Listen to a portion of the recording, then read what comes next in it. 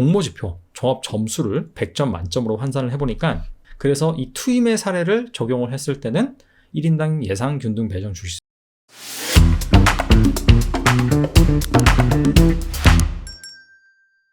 풍원정밀이 내일부터 양일간 청약을 진행을 합니다. 공모가 희망 밴드 범위 상단으로 공모가가 확정이 됐는데요. 자, 그것으로 미뤄봐서는 수혜측 결과가 나름 잘 나왔다라는 것을 알 수가 있죠. 자, 풍원정밀 청약하면 과연 얼마나 벌 수 있을지, 그리고 청약한다면 과연 몇 주를 받을 수 있을지 그 부분에 대해서 알아보도록 하겠습니다. 풍원정밀은 OLED 메탈 마스크 제조 업체입니다. OLED가 유기 발광 다이오드죠. 디스플레이 패널을 크게 LCD, OLED 두 가지로 나눠볼 수가 있습니다. 근데 부가가치가 높고 계속해서 시장이 확대될 것으로 예상되는 부분은 바로 OLED죠. 이 OLED 제조에 필요한 소재를 만든다라고 보시면 됩니다. 실적을 살펴보시면 매출액 같은 경우에는 최근 이렇다 할 성장세를 보여주지 못하고 있습니다. 오히려 다소 좀 감소하는 모습이고, 이익 같은 경우에는 작년 턴어라운드에 성공을 했습니다. 하지만 과거 실적 베이스로 본다면은 실적이 그렇게 메리트가 있는 업체는 아니다라는 것을 알 수가 있죠. 풍원정밀이 메탈 마스크를 만든다라고 했는데 이게 과연 이 OLED 제조 공정에서 얼마나 중요한 것이냐, 그 부분을 파악해 볼 필요가 있습니다. OLED 제조 공정이 크게 세 가지로 나뉩니다. 결정화 공정, 증착 공정, 봉지 공정. 결정화 공정이란 디스플레이 패널에 들어가는 반도체 TFT라고 합니다. 자, 이런 것들을 제조하는 과정이다 라고 보시면 되고요. 증착 공정 같은 경우에는 OLED 핵심 공정입니다. 유기발광 다이오드라고 했잖아요. 이 디스플레이 안에 증착된 유기물이 전기가 흐르면 스스로 빛을 내는 그러한 디스플레이라는 뜻입니다. 그렇기 때문에 유기물을 얼마나 잘 고르게 증착을 하는지 그 부분이 핵심 기술력이다 라고 말씀드릴 수가 있겠고, 봉지 공정은 유기물이기 때문에 외기 환경, 산소나 수분에 취약합니다. 그래서 잘 싸주는 그러한 공정이다 라고 보시면 됩니다. 그래서 이 OLED 제조 공정 중에서 핵심 공정은 증착 공정이다 라고 볼 수가 있는데, 증착에 들어가는 소재가 바로 메탈 마스크입니다. 자, 이렇게 이미지에 나와 있듯이 이게 하나의 틀이라고 보시면 돼요. 증착하는데. 그래서 풍원정밀 같은 경우에는 원래 오픈 메탈 마스크를 만들었습니다. 근데 부가가치가 큰 부분은 바로 FMM, 파인 메탈 마스크입니다. 파인 메탈 마스크가 미세 메탈 마스크다 라고 보시면 되는데, 유기물을 좀 더 섬세하게 골고루 증착하는 데 사용되는 것이 바로 FMM입니다. 이게 원래는 일본에서만 생산이 됐었대요. 하지만 풍원정밀이 국산화에 성공을 해서 올해부터 본격적으로 납품을 한다고 합니다. 풍원정밀 같은 경우에는 증권신고서에서는 구체적으로 이 고객사 명을 밝히고 있지 않지만 LG 디스플레이나 삼성 디스플레이에 납품하는 것으로 알려져 있습니다. 자, 그래서 올해 예상 매출액이 816억, 영업이익은 204억 원을 예상한다. 자, 앞서서 잠깐 이 풍원정밀의 과거 실적을 살펴봤는데 2021년 3분기 누적 기준으로 300억 원이 채 안 됩니다. 매출액이. 자, 그런데 자, 보시다시피 올해 816억 원을 예상을 한다. 그 부분이 이 FMM 마스크가 납품이 된다라는 기준입니다. 그리고 영업이익 같은 경우에도 작년에 간신히 흑자 전환을 했는데 이 부분이 잘 납품이 된다라고 한다면 무려 200억 원을 상회할 것으로 예상을 하고 있어요. 자, 이번에 풍원정밀의 공모가 산출력 한번 살펴보도록 하겠습니다. 자, 상장된 회사 중에서 OLED 소재를 만드는 업체들을 대상으로 선정을 했습니다. 덕산 레오룩스부터 덕산 테코피아까지 평균 PR이 21.5배예요. 사실 이 중에서 이 핌스와 사업 모델이 가장 유사하다고 보시면 됩니다. 핌스 역시 이 메탈 마스크를 제조를 합니다. 자, 그리고 이 PER 배수를 가지고 주당 평가 가액을 산출을 했는데 과거 실적은 큰 의미가 없습니다. 자, 올해 FMM 마스크 이 부분이 납품될 것으로 예상을 하고 바로 올해 그리고 내년 추정 당기 순이익을 가지고 주당 평가액을 산출을 했어요. 자, 그래서 주당 평가액이 19,679원이었는데 여기에다 할인율을 적용을 해서 공모가액 희망 밴드 범위가 13,200원에서 15,200원으로 나왔는데 최종적으로는 공모가 희망 밴드 범위 상단으로 확정이 되었습니다. 자, 풍원정밀 같은 경우에는 과거 실적은 크게 의미가 없습니다. 하지만 FMM, 일본에서만 만들었던 그런 부분을 국산화에 성공을 해서 올해 이게 제대로 납품이 될 것이다 라는 그런 가정에 공모가액을 산출을 했고요. 근데 수혜측 결과를 진행을 하니까 이 공모가 희망 밴드 범위 상단으로 확정이 되었어요. 자, 그만큼 이 풍원정밀의 올해 실적 성장 계획이 가시성이 있다라고 기관 투자자들이 판단을 한 것이죠. 자, 그렇다면 구체적으로 수혜측 결과 어떻게 나왔는지 살펴보겠습니다. 먼저 수혜측 비율은 1556.5대 1이 나왔습니다.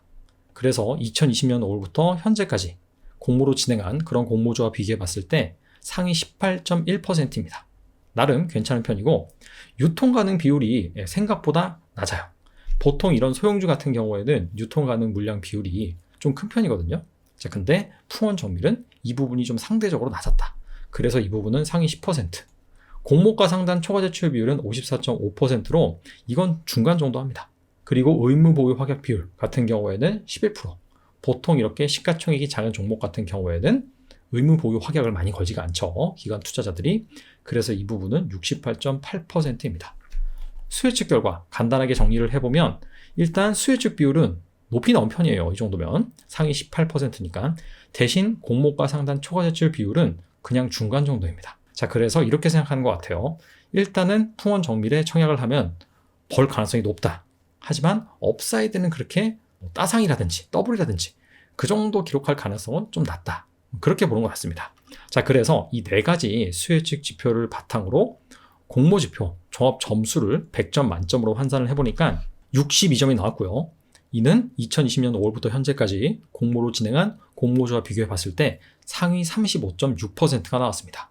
자, 그렇다면 풍원 정밀과 공모 지표 종합 점수가 유사한 기업들 상장하고 나서 어떤 성과를 냈는지 살펴봐야겠죠. 자, TSI부터 비트9까지 자, 무려 12개나 되는 업체가 풍원 정밀과 공모 지표 종합 점수가 유사했어요. 자, 이 기업들의 상장하고 나서 공모가 대비 시가 상승률, 종가 상승률 살펴보니까 전반적으로 양호한 그런 성과를 냈습니다. 마이너스를 기록한 기업은 단 한 개도 없어요. 그리고 이 더블에 성공한 기업이 상당히 많네요. 자, 대신에 시가는 더블로 시작을 했는데 종가가 이 더블 이상을 기록한 기업은 거의 없습니다. 시가가 고가인 기업이 많았다라는 부분이고요. 브레인즈 컴퍼니 같은 경우에는 따상에도 성공을 했다. 뭐 그 부분이 포인트인 것 같습니다. 대신에 뭐 비트9이라든지 아스플로라든지 이런 기업들 같은 경우에는 상대적으로 좀 저조한 성과를 기록을 했죠. 이 아스플로나 비트9 같은 경우에는 이 공모주도 흐름이 있어요. 그래서 이 공모주의 퍼포먼스가 안 좋았던 그런 시기에 상장을 했었던 기업이에요. 자, 그러다 보니까 상대적으로 좀 성과가 저조하게 나왔다라는 부분을 알 수가 있고 공모가 상단 초과 제출 비율 같은 경우에 한 절반 정도잖아요. 자, 그렇기 때문에 앞서서도 말씀드린 것처럼 기관 투자자가 풍월 정밀에 청약을 하면 확실히 좀 벌 것 같다.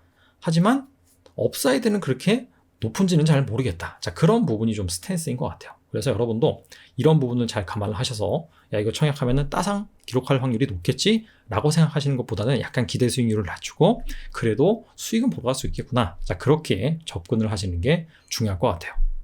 자, 끝으로 과연 풍원 정밀 청약하면 몇 주를 받을 수 있을지 그 부분을 살펴보도록 하겠습니다. 대신증권에서 진행을 하는데 총 일반 투자자 대상으로 75만 주가 배정이 되어 있습니다. 자, 그 중에서 절반인 37만 5천 주가 균등 배정 주식수예요. 최근에 이 대신증권에서 청약을 진행했던 기업들, 자, 그 중에서 어느 정도 풍원 정밀보다 공모지표 종합 점수가 유사하거나 좀 높은 기업들, 그런 사례를 가지고 왔는데 가장 최근에 LG 에너지 솔루션 청약이 있었죠. 자, 그때 청약 건수가 71만 주였습니다. 그래서 이 LG 에너지 솔루션 때처럼 대신증권 청약자가 많다라고 한다면 한 주를 못 받아요. 근데 LG 에너지 솔루션은 워낙 대여급 공모주였죠. 종합 점수도 85점입니다. 자, 그래서 풍원 정밀과 좀 사이즈가 비슷한 투임이라든지 CU테크 그리고 공모지표 종합 점수도 좀 유사하죠. 물론 이 기업들이 좀 높지만 그래서 이 투임의 사례를 적용을 했을 때는 1인당 예상 균등 배정 주식수는 1.4주 CU테크 사례를 접목했을 때는 2.1주입니다. 근데 아시다시피 최근에 이 청약에 대한 열기가 과거보다 더 뜨거워진 것 같아요. 지금 상장 주식시장이 워낙 비리비리 좋지 않다 보니까 상대적으로 이쪽으로 많이 집중이 되는 것 같습니다. 그냥 만원짜리 공모주 하나라도 수익을 내는 게 어디냐, 자, 그런 심리로 다 몰리는 것 같아요. 그래서 퓨런티어 같은 경우에도 사실 공모지표 종합점수가 그렇게 높지 않았음에도 불구하고 어마어마한 청약 자금이 몰렸었죠. 그래서 그런 것들을 감안을 한다면 트윈과 CU테크 이 사례보다는 약간 좀 보수적으로 생각할 필요가 있을 것 같아요. 자, 이번에는 예상 비례 한 주당 필요한 청약 증거금은 얼마일지 그 부분을 살펴보겠습니다. 풍원 정밀과 공모지표 종합 점수가 유사한 기업들, 자, 그 중에서 그나마 이 공모 규모가 좀 유사한 그런 기업들의 청약 경쟁률, 자, 이걸 바탕으로 풍원 정밀의 예상 청약 증거금을 구해봤어요. 그래서 이 4개 기업의 청약 경쟁률 평균을 내보니까 1228대 1이 나왔고요. 자, 이를 적용했을 때 몰리는 청약 증거금은 4조가 조금 안 됩니다. 자, 그렇다면은 비례 한 주당 필요한 청약 증거금은 얼마냐? 1867만 원이 나옵니다. 근데 아시다시피 최근에 이 공모주에 대한 얘기가 더 뜨겁습니다. 자, 그렇기 때문에 이거보다는 좀 더 보수적으로 잡으셔야 될 것 같다라는 생각이 들고요. 정리를 해보겠습니다. 자, 풍원 정밀 과거 실적은 그다지 좋지 않았지만 예상 실적은 상당히 공격적입니다. 그 부분이 FM맵 미세 메탈 마스크를 국산화해서 올해부터 본격적으로 고객사에 납품을 하기 때문입니다. 근데 그 납품 가시성을 기관 투자자들은 긍정적으로 판단을 했어요. 왜냐? 수혜책 결과가 양호하게 나왔기 때문에. 그리고 구체적으로 이 수혜책 결과를 잘 뜯어보면 수익 가시성은 높습니다. 그 부분이 수혜책 비율에서 나오죠.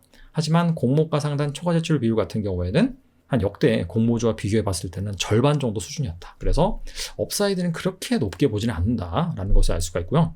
자, 그 다음에 과연 몇 주를 받을 수 있을 것이냐. 투임이나 시유테크 청약 사례를 감안한다라고 한다면 균등 한 주는 좀 받을 수 있을 것 같은데 요즘 아시다시피 워낙 많이 몰립니다.